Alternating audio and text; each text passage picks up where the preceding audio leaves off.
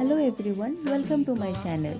আজকে আমরা বানাবো মালপোয়া। তো প্রথমে একটা পাত্রের মধ্যে আমরা প্রথমে দেব ময়দা, তারপর দেব সুজি, অল্প একটু নুন আর একটু চিনি দিয়ে ভালো করে সেটা আমরা জল দিয়ে ভালো করে একটা মিশ্রণ বানিয়ে নেব। দেখে নেবেন মিশ্রণটা যেন বেশি থকথকেও না হয়, পাতলাও না হয়। মিশ্রণটা ভালো করে গোলানো হয়ে গেলে দেখবেন যেন কোনো লাম্পস না থাকে। দিয়ে একটা কড়ার মধ্যে আমরা তেল গরম করতে বসিয়ে দেবো।